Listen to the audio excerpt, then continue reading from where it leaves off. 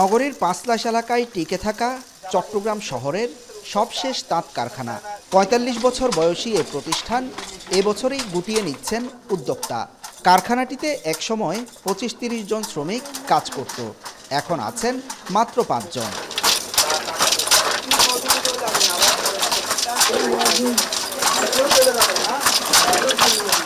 তাদেরই একজন বয়সের ভারে কাবু হওয়া ইসমাইল মিয়া একসময় তাঁত কারখানার মালিক ছিলেন। জাপান থেকে আমদানি করা যন্ত্রপাতি আর সুতোয় বোনা তাঁত কাপড়ের চাহিদা ছিল দেশ জুড়ে। এখন তিনি নিজেই শ্রমিক। উদ্যোক্তারা জানান, আন্তর্জাতিকভাবে সুতা ও তুলার দাম বৃদ্ধি, আধুনিক যন্ত্রপাতি সংযোজন করতে না পারা ও সর্বোপরি পুঁজির অভাবে অন্য কারখানাগুলোর মতোই বন্ধ হয়ে যাচ্ছে সবশেষ এ কারখানাটিও। প্রান্তিক এসব ক্ষুদ্র মাঝারি উদ্যোক্তাদের কথা কি কেউ খবর নিয়েছে? এখানে যা কয়দিন করছিলাম এটা এখন বন্ধ হয়ে যাচ্ছে। এখানে আর করার কিছু নাই। স্বাধীনতার পর থেকে অনেক তাঁত এখানে ছিল, বর্তমানে একটাও নাই। এটা আছে কোনো রকম চলতেছে। অনেকে আসে সুযোগ সুবিধা দেওয়ার জন্য, কিন্তু বলে যে এই দিন সেই দিন কোনো কিছু দেওয়া যায় না, চলে গেলে আর কিছু বলে না।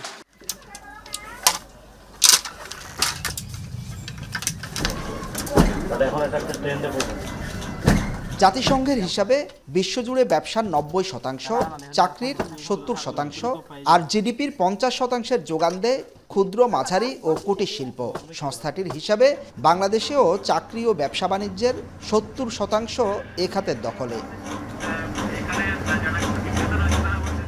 বাংলাদেশ পরিসংখ্যান ব্যুরোর তথ্য বলছে, দেশে বর্তমানে কুটির শিল্প প্রতিষ্ঠান আছে ৬৮,৪২,০০০, যার মধ্যে ৫১ লাখই গ্রামাঞ্চলে। ক্ষুদ্র শিল্পের উদ্যোক্তা আছেন প্রায় ৯,৬২,০০০, মাঝারি শিল্পের উদ্যোক্তা ৭,১০৬ জন।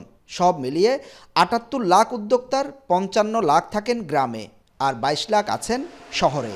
২০৩০ সাল নাগাদ দেশের জিডিপিতে শিল্প খাতের অবদান ৪০% করার লক্ষ্যমাত্রা নিয়ে কাজ করছে সরকার। এখন পর্যন্ত অর্জিত হয়েছে ৩৭%। শিল্প খাতের এই ৩৭% অবদানের ৩২%ই এই ক্ষুদ্র এবং মাঝারি শিল্পের। দেশব্যাপী প্রায় ৭৮ লাখ উদ্যোক্তা কাজ করেন এ খাতে, যেখানে প্রায় ৩ কোটির মতো শ্রমিক কাজ করে। কথা হচ্ছে, যেই শ্রমিকরা কাজ করে তারা প্রশিক্ষণ কিভাবে পাচ্ছে, কিভাবে তাদের দিন চলছে, আর এখানকার কর্ম পরিবেশই বা কেমন, সেই চিত্র আমরা একটু দেখব।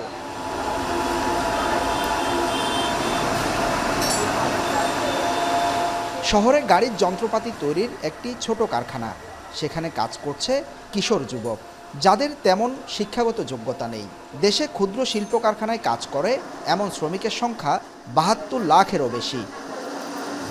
স্বাস্থ্য এবং স্বাদের মধ্যে চমৎকার একটা ব্যালেন্স করে পীর প্রিমিয়াম আয়োডাইজড লবণ।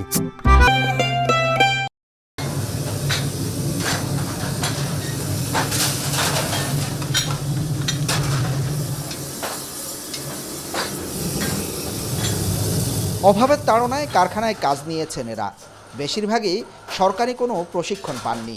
এসব কারখানায় বেতন, কাজের সময় নির্ধারণ, সুযোগ সুবিধা নির্ভর করে মালিকের ইচ্ছা অনিচ্ছার উপর।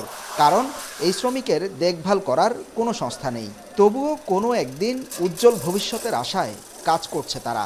কাজ করতে করতে অভিজ্ঞতা বাড়ে, তারপরে এক মেশিন থেকে অন্য মেশিনে যাই, কিছু শিখতে পারি, তার মাধ্যমে আমাদের বেতনটা বাড়ে। সরকারের কাছে একটাই অনুরোধ, আমাদের কর্মজীবনের মধ্যে আমাদের ডিউটিটা যেন ১২ ঘন্টা থেকে ৮ ঘন্টা নেওয়া আসা হয়। দেশের ক্ষুদ্র ও মাঝারি শিল্পের বড় অংশীদার নারীরা। পরিসংখ্যান ব্যুরোর হিসাবে শহর গ্রাম মিলিয়ে দেশে ৪০,৫১,০০০ নারী এসএমই শিল্প প্রতিষ্ঠানের সাথে জড়িত। বিউটিশিয়ান, সেলাই, বুটিক্স, খাদ্য প্রক্রিয়াজাত সহ নানা খাতে সফলতার উজ্জ্বল দৃষ্টান্ত স্থাপন করেছে নারীরা, হয়েছে স্বাবলম্বীও। এসএমই ফাউন্ডেশন বলছে, প্রতিষ্ঠার ১২ বছরে সারা দেশে প্রায় ২০ লাখ উদ্যোক্তাকে প্রত্যক্ষ এবং পরোক্ষভাবে তারা সেবা দিয়েছেন, যার মধ্যে ২.৫ লাখ উদ্যোক্তা সরাসরি সেবা নিয়েছেন। এই ২.৫ লাখ উদ্যোক্তার আবার ৫৫%ই নারী, অর্থাৎ প্রায় ১,৩৫,০০০। আর এই ক্ষুদ্র কুটির এবং মাঝারি শিল্পে জড়িত নারীর সংখ্যা প্রায় ২৫ লাখের মতো। কথা হচ্ছে প্রান্তিক পর্যায়ে যারা উদ্যোক্তা হয়েছেন, যারা অন্যদের শেখাচ্ছেন, সে উদ্যোক্তারা আসলে এসএমই ফাউন্ডেশন থেকে সেবা কি পেয়েছে? শামীমা শিলা চাকরি ছেড়ে বিউটিশিয়ানের পেশায় এসে এখন সফল উদ্যোক্তাদের একজন। তার প্রতিষ্ঠানে কাজ করছে 20-25 জন নারী, সাথে একটি প্রশিক্ষণ কেন্দ্র খুলে স্বাবলম্বী করেছেন অন্যদেরও। শুরু থেকে তার যাত্রা কেমন ছিল, কি কি চ্যালেঞ্জ নারী উদ্যোক্তারা পার করছেন রাজধানীর বাইরে? যখনই আমরা আসলে কোনো ব্যাংক লোন বা কোনো সরকারি সহায়তার কথা বলি, তখন যে সর্বপ্রথম শর্তটা জুড়ে দেওয়া হয় সেটা হচ্ছে এক্সপিরিয়েন্স। যারা নতুন উদ্যোক্তা একেবারেই নতুনভাবে কাজ শুরু করবে, তাদের কাছে এক্সপিরিয়েন্সটাও নাই এবং তারা একেবারেই নতুন করে শুরু করছে, তাদের কাছে প্রতিষ্ঠানটাও নতুন, হয়তো বা হচ্ছে বা হবে। তো এই জায়গায় আসলে আমরা সবচেয়ে বড় প্রবলেমটা আগে ফেসটা করি। দেশে প্রায় 7,000 মাঝারি শিল্প প্রতিষ্ঠানে কাজ করছে 7 লাখের মতো শ্রমিক। এসব কারখানা দেশের চাহিদা মিটিয়ে রপ্তানি আয়ও করছে। বৈশ্বিক সংকট, ডলারের দাম, খরচ বৃদ্ধি, প্রশিক্ষিত জনবলের অভাব মাঝারি শিল্প খাতের বড় সমস্যা। তবে তার চেয়েও বড় সমস্যা এ শিল্পে বৃহৎ শিল্প গ্রুপের প্রবেশ। এখনই নীতিগত সিদ্ধান্ত না নিলে ভবিষ্যতে মাঝারি শিল্প টিকে থাকবে কিনা তা নিয়ে শঙ্কায় আছেন উদ্যোক্তারা। বড় বড় গ্রুপগুলো এখন ফুডে আসতেছে, তারা মুড়ি করতেছে, তারা চানাচুর করতেছে, তারা মোটর ভাজা করতেছে। এই জিনিসগুলো তো আসলে এসএমই করবে। আপনি যেটা করবেন বা আমি যেটা করবো, এটা হচ্ছে তাদেরকে আমি মানে নীতিমালা দিয়ে তাদেরকে সহযোগিতা করব। ব্যাঙ্কগুলো এসএমইকে ওন করে না, যদি সত্যি কথাই বলে আপনি ওন করে। আমরা চিন্তা করতেছি আমাদের একটা ইনভেস্টমেন্ট টার্গেট আছে, ওনারা চিন্তা করতেছে আমি যদি একটা বড় গ্রুপকে দিয়ে দিই, আমি তো 1,000 কোটি টাকা 500 কোটি টাকা একসাথে দিতে পারতেছি। একটা ছোট এসএমইকে আমার দিতে হয় 10 কোটি 5 কোটি এভাবে করে দিতে হচ্ছে, তাহলে ওইখানে আমি এত হেডেক নিব কেন? ক্ষুদ্র, মাঝারি ও কুটির শিল্প খাতকে এগিয়ে নিতে 2007 সালে 200 কোটি টাকা নিয়ে দেশে যাত্রা শুরু করে এসএমই ফাউন্ডেশন। এ পর্যন্ত তারা প্রায় 8,600 উদ্যোক্তাকে ঋণ দিয়েছে। আশার কথা হলো এই উদ্যোক্তাদের 1% ঋণ খেলাপি নন।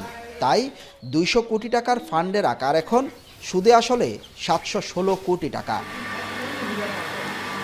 হোসাইন জিয়াদ, এখন, চট্টগ্রাম।